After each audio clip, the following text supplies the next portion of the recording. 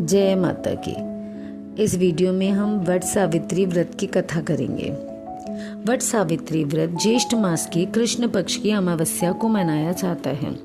यह पर्व विवाहित स्त्रियों के लिए बहुत ही खास होता है। वे अपने पति की लंबी तथा सुखी दाम्पत्य जीवन के लिए वट वृक्ष की पूजा करती हैं। इस दिन सत्यवान, सावित्री तथा यमराज की पूजा की जाती है। सावित्री ने इसी व्रत के प्रभाव से अपने मृतक पति सत्यवान को धर्मराज से छुड़ाया था। इस व्रत का क्या विधान है?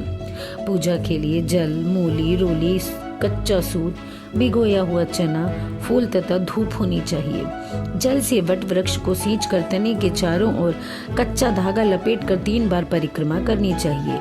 इसके पश्चात भीगे हुए चनों का बायना निकालकर उस पर यथाशक्ति रुपए रखकर अपनी सास को देने चाहिए तथा उनके चरण स्पर्श कर आशीर्वाद लेना चाहिए। इस व्रत की कथा इस प्रकार है। मद्र देश के राजा अशुपति ने पत्नी सहित संतान के लिए सावित्री देवी का विधि पूर्वक व्रत तथा पूजन करके पुत्री होने का वर प्राप्त किया।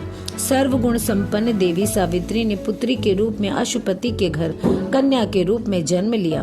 कन्या के युवा होने पर अशुपति ने अपने मंत्री के साथ सावित्री को अपना पति चुनने के लिए भेज दिया। सावित्री अपने मन के अनुकूल वर का चयन कर जब लौटी तो उसी दिन देवर्षि नारद उनके यहाँ पधारे। नारद जी के पूछने पर सावित्री ने कहा, महाराज, धूम्रसेन के पुत्र सत्यवान की कीर्ति सुनकर मैंने उन्हें पति के रूप में वरण कर लिया है।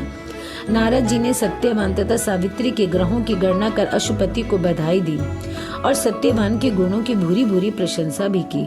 साथ ही बताया कि विवाह के 1 वर्ष पश्चात सत्यवान की मृत्यु हो जाएगी।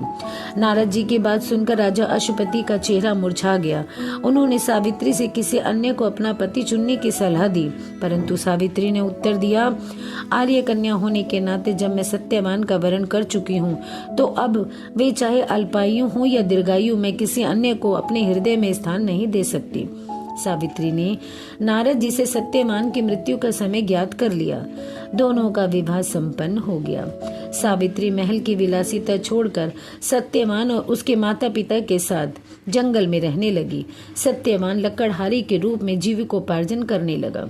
नारद जी द्वारा बताए हुए दिन से 3 दिन पहले ही सावित्री ने व्रत करना शुरू कर दिया। नारद जी द्वारा निश्चित तिथि को जब सत्यवान लकड़ी काटने के लिए चला तो सास ससुर की आज्ञा लेकर वह भी सत्यवान के साथ चल दी। सत्यवान वन में पहुंचकर लकड़ी काटने के लिए वृक्ष पर चढ़ा। वृक्ष पर चढ़ने के बाद उसके सर में भयंकर पीड़ा होने लगी। वह नीचे उतरा। सावित्री ने उसे बड़ के पेड़ के नीचे लेटाकर उसका सिर अपनी गोदी में रख लिया। देखते ही देखते यमराज ने ब्रह्मा के विधान की रूपरेखा सावित्री के सामने स्पष्ट की और सत्यवान के प्राणों को लेकर चल दिए। सावित्री सत्यवान को वट वृक्ष के नीचे ही लेटाकर यमराज के पीछे पीछे चल दी। पीछे आती हुई सावित्री को यमराज ने लौट जाने का आदेश दिया।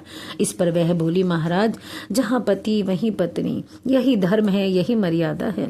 सावित्री की धर्मनिष्ठा से प्रसन्न होकर यमराज बोले, पति के प्राणों के अतिरिक्त कुछ भी मांग लो। सावित्री ने यमराज से सास ससुर की आंखों की ज्योति और दीर्घायु मांगी। यमराज तथास्तु कहकर आगे बढ़ गए। सावित्री भी यमराज का पीछा करती रही। यमराज ने अपने पीछे आती सावित्री को वापस लौट जाने को कहा तो सावित्री बोली, पति के बिना नारी के जीवन की कोई सार्थकता नहीं। यमराज ने सावित्री के पतिव्रत धर्म से खुश होकर पुनः वरदान मांगने के लिए कहा। इस बार उसने अपने ससुर का राज्य वापस दिलाने की प्रार्थना की। तथास्तु कहकर यमराज आगे चल दिए। सावित्री अब भी यमराज के पीछे चलती रही। इस पर सावित्री ने यमराज से 100 पुत्रों की मां बनने का वरदान मांगा। तथास्तु कहकर जब यमराज आगे बढ़े तो सावित्री बोली, आपने मुझे 100 पुत्रों का वरदान दिया है, परंतु पति के बिना मैं मां कैसे बन सकती हूँ? आप अपना तीसरा वरदान भी पूरा कीजिए। सावित्री की धर्मनिष्ठा, ज्ञान, विवेक तथा पतिव्रत धर्म की बात जानकर यमराज ने सत्यवान के प्राणों को अपने पास से स्वतंत्र कर दिया।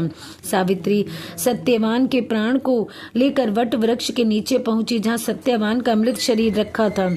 सावित्री ने वट वृक्ष की परिक्रमा की तो सत्यवान जीवित हो उठा।